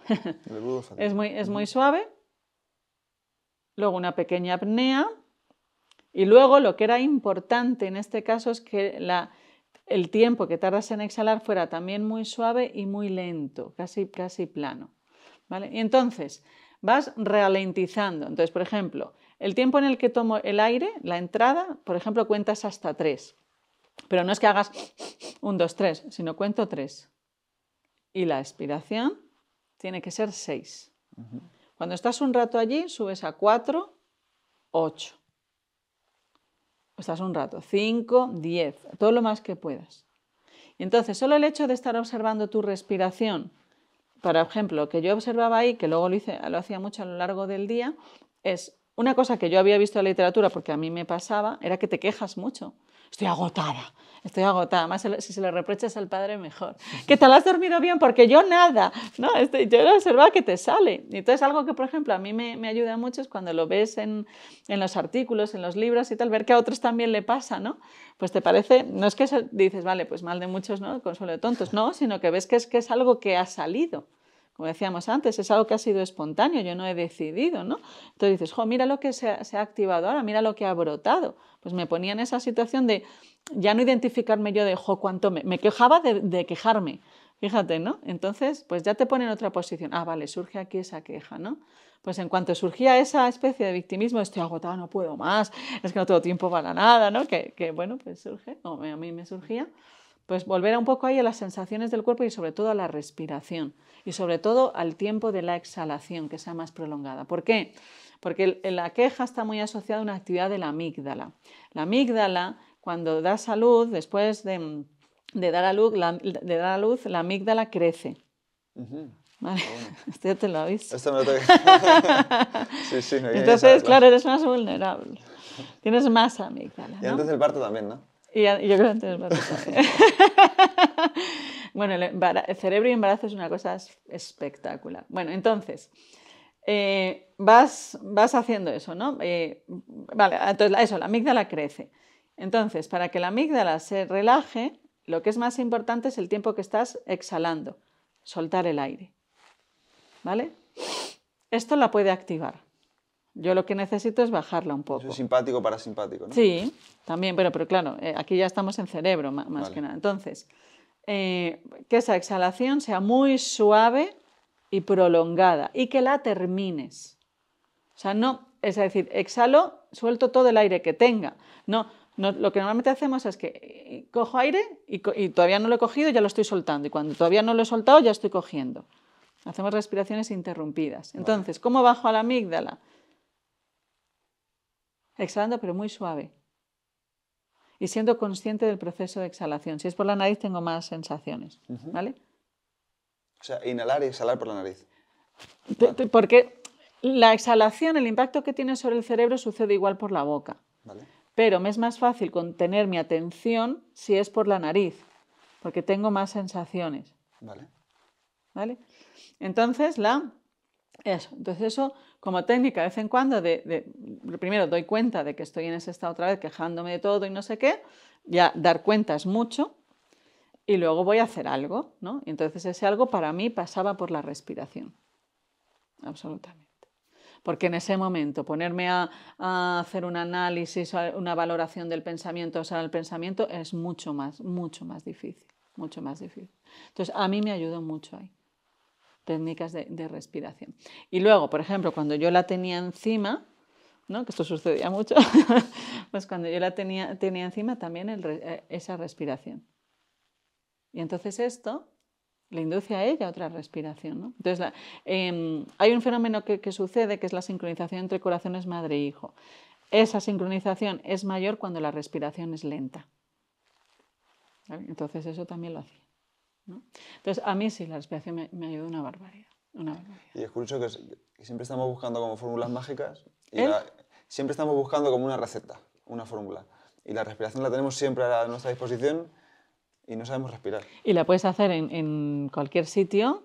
El impacto que tienes casi, pues no digo inmediato, pero bueno, lo ves, o sea, no es como la meditación que dices, vale, no te pongas ahí a meditar cuando ya estás metido en el ajo, ¿no? Si no es lo que viene antes, pues la respiración es casi, pues eso, del día a día, del momento, ¿no? Es un recurso. Para mí, fíjate que es el órgano al que tenemos acceso directo. El resto yo no puedo cambiar su dinámica a voluntad, ¿no? Entonces, pues esa ventaja, fíjate lo que nos supone, y está en todas las tradiciones, la respiración, todas las tradiciones. O sea, al final también es un poco, es una herramienta buena para gestionar las emociones, porque estabas hablando de amígdala. Por supuesto. cuando esté un poco agitado, tengo una ansiedad o Por un estrés supuesto. o tal, ¿qué haces tú cuando tienes, por ejemplo, estrés o ansiedad o estás muy agobiada? Bueno, depende del tipo, ¿no? Hay ansiedades que yo detecto, hay miedos que yo detecto a veces que están más asociados a, pues, a lo mejor a sentirse expuesto, ¿no? Entonces, eh, por ejemplo, ahí a mí me ayuda mucho la meditación en compasión. Para mí es una de las grandes transformadoras, la amabilidad hacia uno mismo, ¿no? El sentir ese abrigo, ¿no? Interno. La meditación en compasión, sin duda, ¿no? Un pequeño ejercicio de eso ¿Cómo es? valiosísimo, ¿no? Sí, puedes Pues explicarlo, puedes sobre todo por ponerte, la ¿no? gente que no Imagínate, sepa. ¿no? Pues el hecho de pensar, ¿no? En observar cómo te sientes, en no ponerte en el lugar del otro como, casi como un enemigo, pero sobre todo a mí la que más me ayuda es encontrar ese refugio dentro de mí mismo, ¿no? O sea, el sentirte de que tú estás aquí para ti, ¿no? Entonces, el sentir esa presencia de uno mismo y sentir pues eso, sentir como ese calor, esa aceptación, ese acompañamiento en pase lo que pase, ¿no? Esto a mí por ejemplo, esta es una meditación que se utiliza y que yo la utilizo mucho cuando estás muy cansado. Cuando estamos muy cansados tendemos a sentir mucha vulnerabilidad hacia el exterior, ¿no? Entonces ahí pues te ayudan mucho, ¿no? El descansa mucho. Por ejemplo, está muy relacionado con calidad de sueño, la meditación en compasión. Entonces son como pequeñas herramientas, ¿no? Que dices, al final lo que desarrollo son herramientas internas, ¿no? Y que tienes acceso para ti siempre, estés donde estés. Yo iba en el tren y pues iba yo haciendo mi meditación. No tienes por qué ni tirarte en ningún lado, ni hacer nada raro, ¿no? Es un proceso muy íntimo, ¿no? Serías la única que me iría con el móvil, ¿no? No te creas, que hay bastante gente que ahora lo voy observando y no sé lo que irían haciendo, pero sí, eso lo puedes hacer en cualquier momento, ¿no? O sea, al final es un poco también una herramienta para... Hablamos de esto al principio, ¿no? Que cuando uno está un poco... que se queda sin hacer nada, enseguida tiende a la pantalla a Ah, sí, sí, distraerse claro. y en vez de autoconocerse, a lo mejor Exactamente. a lo mejor va a mirar el móvil cómo me autoconozco en vez de pararse. Completamente. Yo creo que vamos a llegar a esas paradojas completamente, ¿no? ¿Cómo estás sin móvil? Y lo tienes que mirar en el móvil. Pues sí, es eso, pasar esos tiempos contigo misma. Y luego, por ejemplo, un acto que me parece que ya es en sí muy beneficioso es hacerlo y dar cuenta de que te estresa estar contigo, ¿no? Que te tensa. Pero bueno, siempre y cuando eso no se convierta en una obligación, que es lo que hablábamos antes de la motivación. Yo creo que cuando ya se convierte en que tengo que meditar, tengo que sentarme, la perspectiva es otra, ¿no? Es otra. Que bueno, decía Pablo II que cuando buscamos quietud, al principio solo encontramos inquietud. Completamente. Es que Pablo II es un Sabe crack. mucho, ¿eh? Sabe mucho porque, claro, él ha pasado por todos esos caminos muchas veces, ¿no? Claro, pero yo creo que no puedes encontrar la quietud sin antes dar cuenta de esa inquietud, ¿no? Y mira, Nietzsche, ¿no? Decía, no puedes llegar al techo sin haber visitado a los perros que viven en el sótano. Entonces, la meditación, cuando la gente dice, es que medito mal porque me distraigo mucho. No, ese es el proceso de la meditación. Es que la meditación es eso, es medir, es mídete. Es primero te tienes que conocer. Meditar no es entrenar que tu atención esté fija en tu respiración. Meditar es voy a conocer cómo es mi propia mente y luego a partir de ese conocimiento ya puedo empezar a guiarla hacia un sitio a otro. Entonces, al principio te tiras unos, lo que sea, semanas, meses, lo que cada uno esté observando, pues todo ese barullo, es que ese es parte del proceso, es que eso es meditar. Pues eso, el que te distraigas 1000 veces. O sea, eso si no, si ya te sientas y plaf, pues, entonces no has ganado nada, ¿no? Por eso cuando siempre dices que unos 30 minutos al día, y mucha gente me pregunta, ¿tiene que ser del tirón o puedo hacer Sí. 10, 10 y 10? Sí, bueno, al menos científicamente lo que te dice es que sea del tirón. Es como si yo te digo que hagas abdominales. Bueno, haga usted 100 abdominales, pero puede hacer 2 hoy, luego dentro de 2, dentro de media hora 2. Bueno, al final he sumado 100, pero no has hecho trabajo, ¿no? Claro. Entonces, lo que le cuesta al cerebro es mantenerse, ¿no? Y entonces, ¿por qué se dice media hora? Porque a los 15 minutos es donde viene un bajón atencional que es muy importante. Entonces hay gente que dice, medito 10 minutos. Bueno, entonces le has dado la razón a esos mecanismos involuntarios. Te comes un primer marrón de los 15 minutos y luego van a ir sucediendo otros y otros, ¿no? Entonces al menos que te comas ese bajón 2 veces. ¿no? Entonces yo dije, bueno, pues 15, 15, 30, pues medito 31 minutos, ¿no? Entonces es el mantenerte. Si no, yo creo que son más ejercicios de relajación. Como lo que tú decías de exhalaciones largas. Exactamente, que eso pueden ser 5 minutos. Vale. Pero meditar, yo creo que si lo haces 10 minutos, a lo mejor estás calentando. Meditadores muy expertos estamos hablando de otra cosa, ¿eh? Vale. Pero nosotros ya estás calentando, todavía no has empezado y ya te has levantado. Claro, claro. Entonces, ahí se ha observado una progresión que ahí no se ven diferencias cerebrales. Se ven cuando supera los 30 minutos. Vale.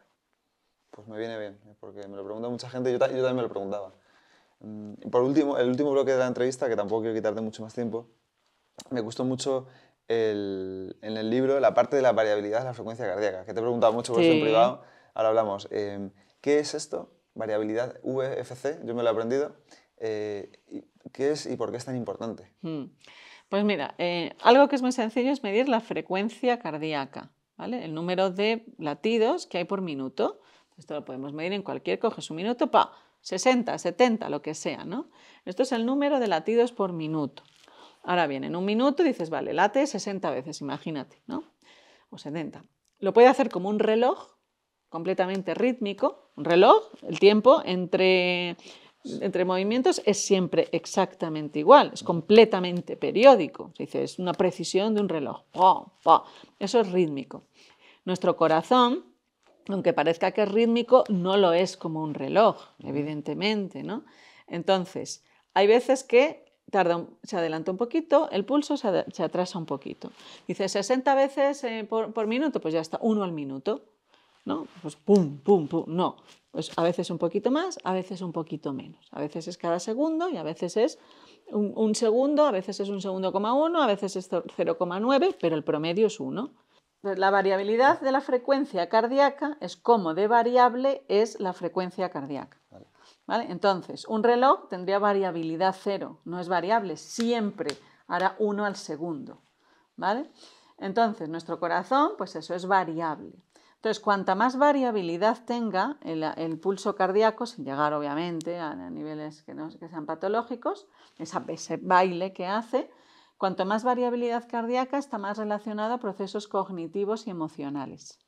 Por ejemplo, a mayor variabilidad cardíaca hay más capacidad de atención, mejor destreza lingüística, mejor comprensión del lenguaje, es decir, está relacionado con diferentes medidas de inteligencia. Esto es los IQ, ¿no? El test de inteligencia estándar, ¿no? Por ejemplo, cuando estamos meditando, estamos haciendo un proceso cognitivo que es bastante, que requiere bastante esfuerzo de atención, la variabilidad de la frecuencia cardíaca aumenta. ¿Vale? Cuando estamos disfrutando de algo, la variabilidad de la frecuencia cardíaca aumenta.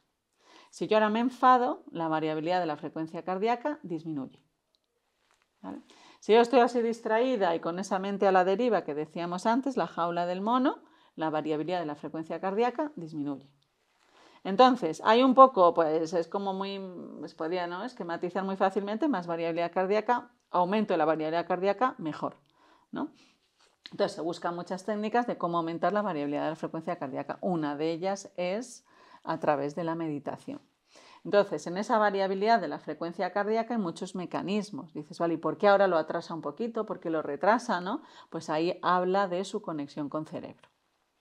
O sea, que es que yo, por ejemplo, esto lo descubrí también a través de un tipo americano que se llama Josh Waitzkin, que es un genio del ajedrez y también campeón de jiu-jitsu y todo esto. Y él decía que descubrió esto y él necesitaba pasar en periodos muy cortos de tiempo de un estado de distracción, como hablando, a concentrarse mucho en el ajedrez. O de estar a lo mejor relajado a meterse en un campeonato de jiu-jitsu. Entonces decía, ¿cómo me puedo entrenar yo en pasar de un estado tal a...? Y decía que lo que hacía, por ejemplo, era como ejercicios de intensidad muy alta y luego de intervalos y luego intentar recuperarse, intentar centrar la respiración para recuperarse pronto. Como acortar los tiempos de recuperación y así decía que él aumentaba esa variabilidad cardíaca, pasaba de muy rápido a muy lenta. No lo conocía. Pues eso es interesante. Bueno, entonces él trabajaba, ¿no? Claro, con todo el sistema, ¿no? de respuesta periférico del corazón para No sé si dice eso trabajar exactamente, pero cognitivamente. eso. Bueno, Dice que se claro. provocaba como hacía ejercicios muy intensos, Ah, vale. en plan de, venga, pues voy a hacer unos burpees, una carrera rápida, tal. Aumentaba su Exacto. carrera y luego decía, "Va, medito". Bueno, Entonces bajaba. esto se ha visto que, por ejemplo, cuando estás haciendo un esfuerzo cognitivo, ¿no? Imagínate que estás estudiando para un examen, si metes intervalos de tiempo donde haces algo de cardio, es decir, que cambias la dinámica cardíaca, Eso es. porque dices, vale, cuando yo me pongo a hacer cardio, puedo correr, subo la bici, lo que sea, no es que tu corazón haga lo mismo más rápido, sino que cambia su patrón. Eso es. ¿no? Entonces, ese movimiento favorece, ese cambio en la dinámica cardíaca favorece la dinámica neuronal, exactamente. Vale. Por eso siempre se dice, ¿no? que alternar estudio con ejercicio físico es la mejor forma, ¿no? para el cerebro de consolidar lo que estabas estudiando.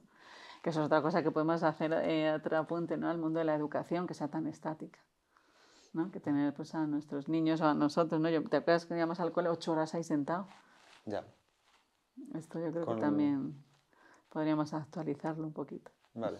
Pues ya lo último que tiene que ver con eso precisamente, y ya te dejo, lo he sacado del libro, dice, es que esto me parece muy interesante, ¿no? Porque yo siempre hablaba de, los estoicos decían, Epicteto sobre todo, que tenemos control sobre 3 cosas. Nuestros juicios, nuestras acciones y nuestros deseos o aversiones. Es decir, lo que pensamos sobre las cosas, qué acciones tomamos al respecto y qué deseamos o qué preferimos y qué deseamos que no ocurra. Entonces yo siempre me pregunto, ¿tenemos realmente control sobre los pensamientos? Pues yo que digo, muchos son involuntarios, como decías, la caja de antes, tal. Pero aquí he recogido una cosa que me llamó la atención, dices, la selección de un pensamiento frente a otro se hace con la ayuda de la corteza prefrontal.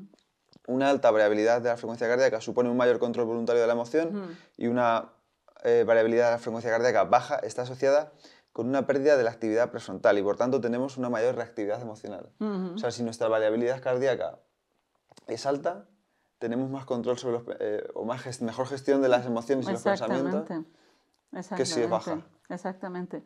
¿no? Esto está muy relacionado con lo que se llama el modelo neuronal subjetivo, que lo pongo allí, donde habla que la relación entre corazón y cerebro está muy asociada a esa idea de subjetividad. ¿no? Entonces, cuando la relación entre corazón y cerebro es muy estrecha, están muy relacionados, nosotros tenemos una visión de lo que esté sucediendo que está muy sesgada por lo que yo pienso. Ahí yo tengo poco control consciente sobre los pensamientos que surjan o sobre las emociones mucho menos. ¿no? El tiempo de reacción, por ejemplo, ante una emoción es mucho más corto. ¿no? ¿Por qué? Porque el corazón impacta, la influencia del corazón sobre el cerebro impacta en una de las primeras estaciones sobre la amígdala. Entonces, si el impacto que tiene el corazón sobre el cerebro es fuerte, tiene mucho impacto sobre la amígdala. Si la relación entre corazón y cerebro se modera, es decir, hay relación pero no es tan estrecha, queda mucho más espacio para la actuación de la corteza frontal. ¿Vale? Esto estaba muy relacionado, ¿te acuerdas?, con el secuestro amigdalino. Si tiene mucha influencia desde la amígdala, la corteza frontal tiene poca capacidad, ¿no?, de regular la conducta que se vaya a asociar. Entonces, por eso, la relación entre corazón y cerebro tiene que ser moderada, ni muy estrecha ni distante, que supondría una pérdida de la identidad.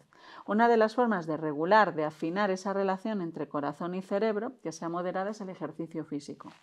El ejercicio físico, en este sentido, que involucre un cambio de la actividad cardíaca, lo que pues llamamos cardio, ¿no? Pues que por eso se llama así también, ¿no? Entonces, eso modera esa relación. Entonces, el ejercicio físico regular, no que estés haciendo ejercicio físico en el momento que hay esa tensión, sino el ejercicio físico de forma regular acompasa esa relación entre corazón y cerebro y, por tanto, da más espacio, tiene un mayor fortalecimiento en la corteza frontal. Qué interesante. Entonces, fíjate cómo todo... Y luego, por ejemplo, cuando haces ejercicio físico también estás trabajando respiración. Claro. Entonces, hay que hacer ejercicio físico y hay que hacerlo bien. Es decir, que la respiración pues acompaña ahí. Entonces, fíjate cómo es lo que yo digo aquí, ¿no? Que yo creo que sintetiza todo, ¿no? Cómo pues trabajamos mucho sobre esa regulación de los pensamientos, la regulación de la conducta, ¿no? Que tú dices de Epicteto, las 3 cosas a las que podemos tener control. Pero eso no solo lo hacemos desde el plano mental, ¿no? Lo que nosotros hacemos también es, pues eso, cómo trabajando el cuerpo yo favorezco esos mecanismos sobre los que sí que tengo cierto control.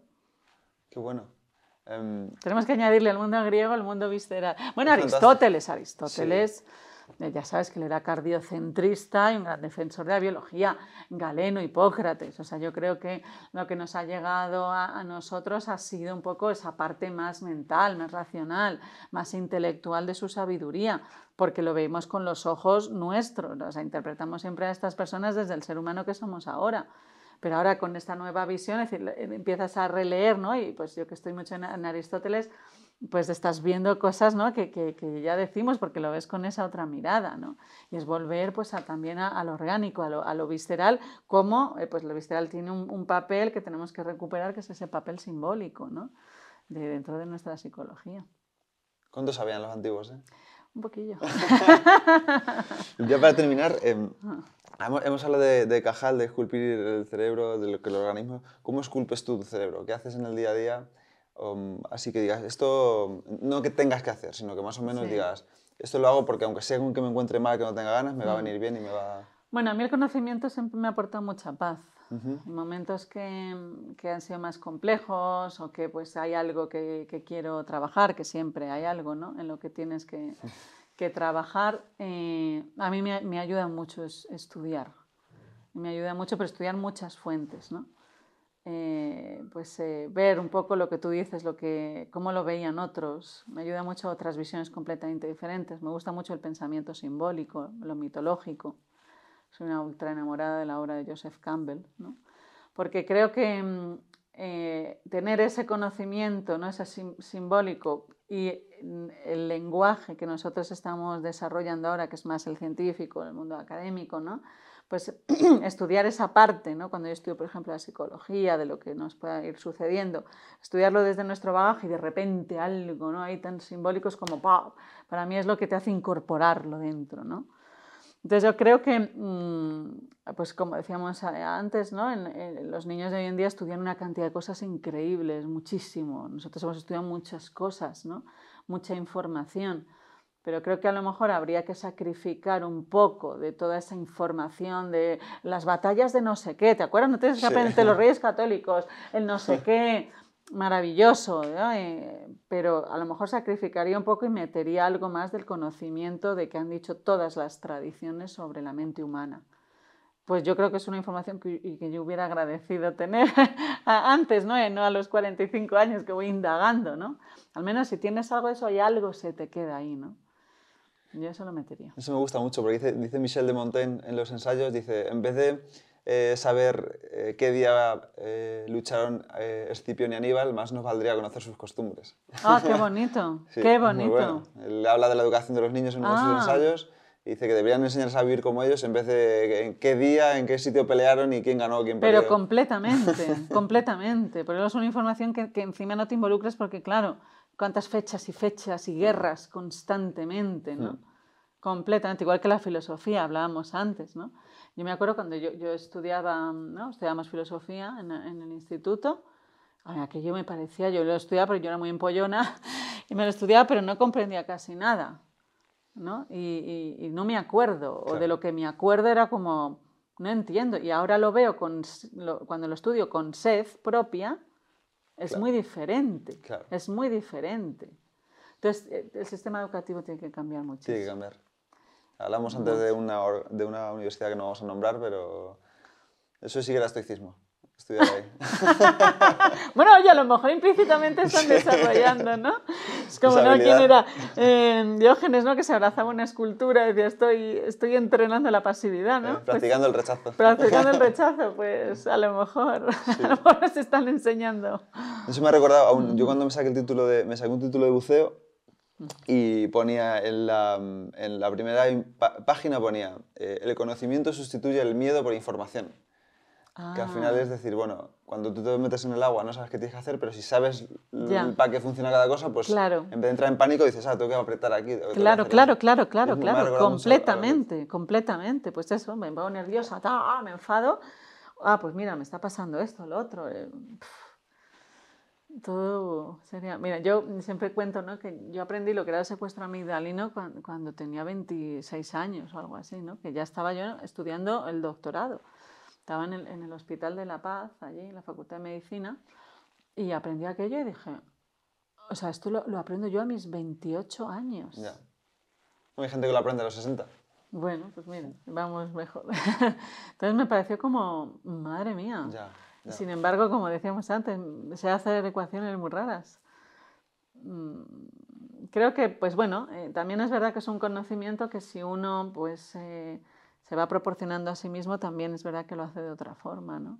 Y afortunadamente pues siguen ahí todos esos textos, ahora tenemos un acceso a la información que es un privilegio, ¿no? Entonces lo que hay que educar más es en vez de prohibir las redes, internet y los videojuegos, es educar en el discernimiento, ¿no? Eso es lo ideal. Bueno, pues muchas gracias. No, gracias a ti. Bueno, ha sido maravilla. Un placer. Que la gente lea este libro, que es buenísimo. Tu curso El cerebro como aliado es Ay, que tú has estado. este libro, pero multiplicado por 100.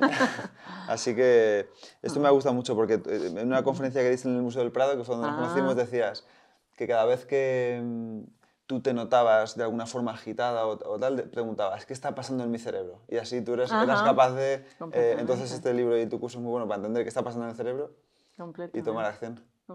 Muchas gracias. Gracias a ti. Muchas gracias.